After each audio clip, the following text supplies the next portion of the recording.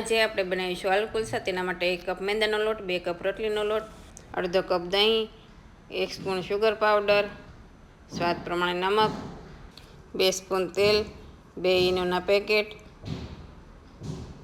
આ રીતે માપથી કુલસા બનાવશો તો કુલસા પરફેક્ટ બનશે। હવે બધું સારી રીતે મિક્સ કરી થોડું થોડું પાણી એડ કરી રોટલીના લોટ જેવી કણક બાંધીશું। હવે તેને 20 મિનિટ રેસ્ટ આપીશું।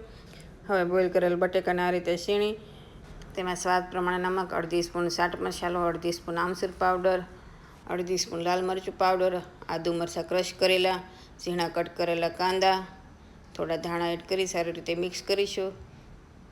હવે લોટમાં થોડું તેલ એડ કરી સારી રીતે મસળી રોટલીના લોટ કરતાં થોડો મોટો લુવો લઈ તેમાં ફિલિંગ ભરી કુલસાને વણી થોડું ઉપર પાણી લગાવી તવામાં ચીપકાવીશું।